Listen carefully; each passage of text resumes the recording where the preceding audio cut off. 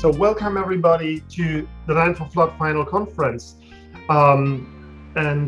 This is of course a moment to stand still and to reflect, but it's also a moment to look forward. The most happy moment is that every time I come to a Land4FLOOD conference or to an event, to a workshop, or even to a virtual event like this one, I have the feeling of meeting with friends. And this is an asset I would not have envisioned when we started this whole endeavor, driven by the energy of the topic, driven by the idea to establish a network. But in the end, I think we've established a group of friends happy to see each other. And I hope that we can do that in the future. We are celebrating our final conference today, but to be honest, we cannot stop. So I think with that, I would like to give over to the chair of the Land4FLOOD Cost Action, Lenka Slavikova, which all of you know, obviously. And Lenka will talk us through what we did so far and how we get there. A lot of people networked with other ones, and there is a lot of bilateral outputs. And from that, I really got the feeling that we did it well, because people engaged so intensively with each other and come up with a lot of results. Briefly to say that the Land4FLOOD Cost Action started in 2017, and right now it gathers about 250 people from basically all European countries, plus Australia, United States, and Israel out of Europe. Basically the topic was described by Thomas. We are focused on how to get landowners on board in terms of increased water retention in different parts of the catchment that is simply needed to reduce flood risks, and connecting land management with flood risk reduction, and also including landowners as key actors within the catchments was the main idea we worked on over these more than 4 years. The cost action is mainly about networking. It's not a research project, so there was no agenda to collect data and to develop the research.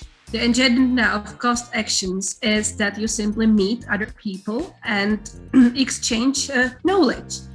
The main principle of Land4FLOOD was always to give the floor to everyone who wanted to speak to the group. So even now, we have 6 parallel breakout sessions focused on different topics, such as flood management in forests, synergies among nature protection and flood risk mitigation. But we also give the floor to our short-term scientific mission participants.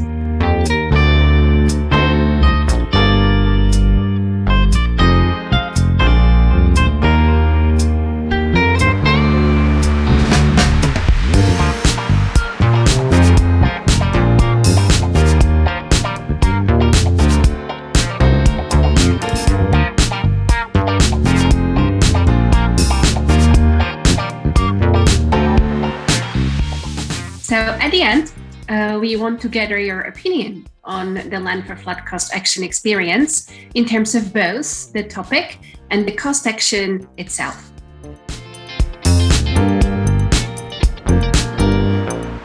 So I think the major challenge is it relies heavily on the involvement and the willingness from landowners themselves to reduce flood risk. I think a key aspect is early engagement and sort of the discussion points of why they're doing it, and then the sort of flood risk benefits are explained to them and how it's alleviating flood risk downstream. I think in Latvia we have still a big problem with realizing the public common interest as a common good, and private interest stands somehow above the common interests. Having private property doesn't have a long history in Latvia, so just last 30 years, and it means for many people, for young generation, private property is something special, and they do not want to give up their rights to be owners and decision maker what to do with the property.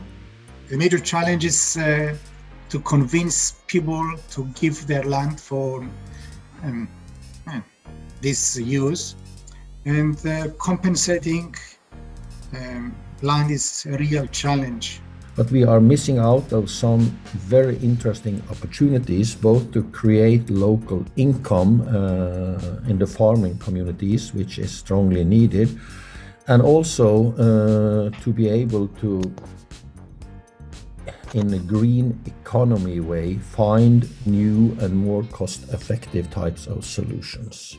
So how do you encourage the use of land, which might be in a very piecemeal way, and also the financing of that land? I think a key challenge in the Netherlands is that private property is not really that much part of current policies. So the main policies focus really on public space rather than private space. And so indeed involving landowners in flood risk management is a key challenge in the Netherlands, as is raising awareness. I strongly believe in the American model of the private property for public use, such as a large urban coastal parks that mitigate and respond to the effect of flooding by generating a space that meet the needs of the communities. The question I have, because it's a question, is how to manage multifunctional areas in Italy, because according to our regulation and law, this is not suitable. But it still requires motivation. So why would private landowners become involved in such approaches? So actually focusing on motivation is quite a key challenge in terms of involving private landowners in such approaches. The situation in the Czech Republic is very complicated because we have a lot of private owners, a lot of owners of the land. So it's divided in small pieces, and for example, one field, agriculture field, is divided between a lot of landowners. So to find some agreement among this group of landowners is very often very complicated. One of the major challenges of getting private land for flood risk management is to establish governance schemes beyond water management, including landowners, planners, and other relevant stakeholders. For FRM in my country, I think that there's a knowledge gap on what actually flood risk management means in the people, and also the ways on implementing these measures. There's a knowledge gap. So these are some of the challenges that should be bridged.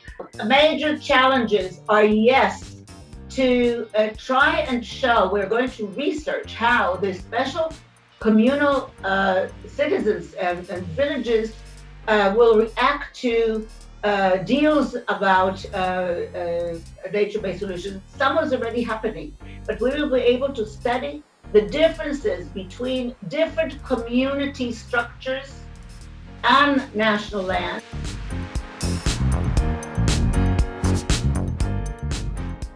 Different challenges, but also the common challenges that we all face as we sort of all experience this increase in flood risk. And it's just nice to hear the different solutions that are coming out from Land4Flood.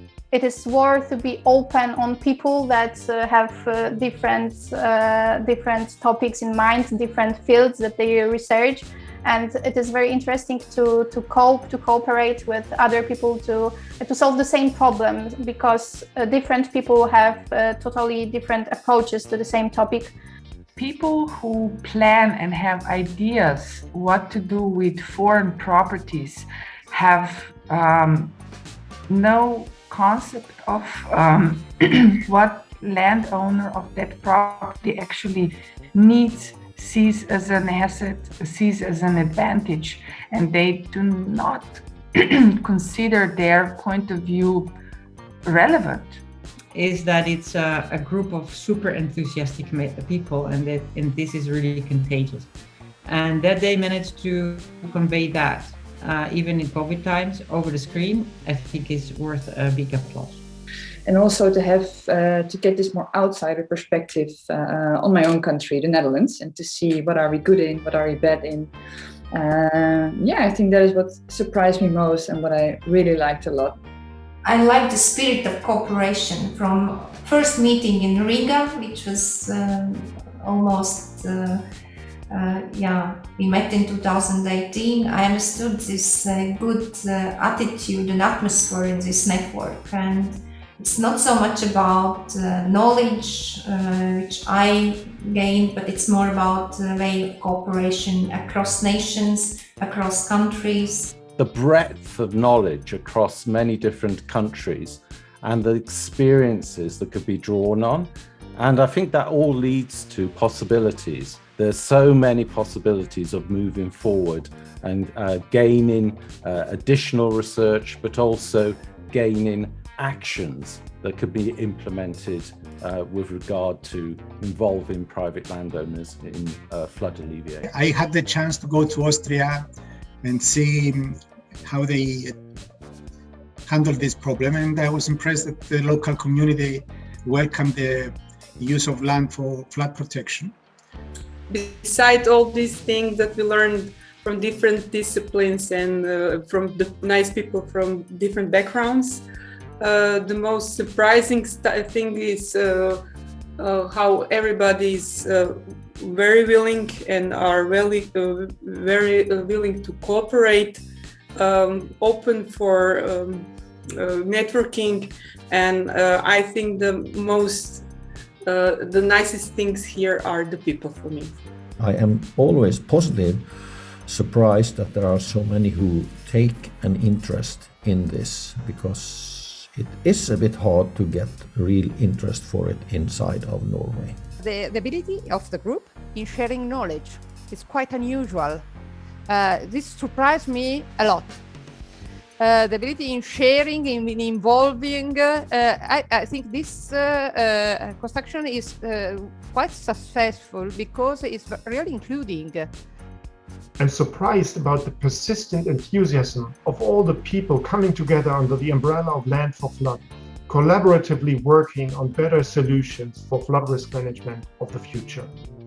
I was an STSM grantee, and I really am surprised that Land4Flood focused so much on young talents and nurturing them and sending them to other countries for mutual collaboration, and it was quite surprising for me. Thank you. And this is it. So thank you very much for joining us for the final Land4Flood conference. Now the core group will start planning for the post-cost action period to keep the group alive. And you are welcome to join us for the face-to-face event planned for September 2023 in Dortmund, Germany. Follow our updates on land4flood.eu and stay in touch.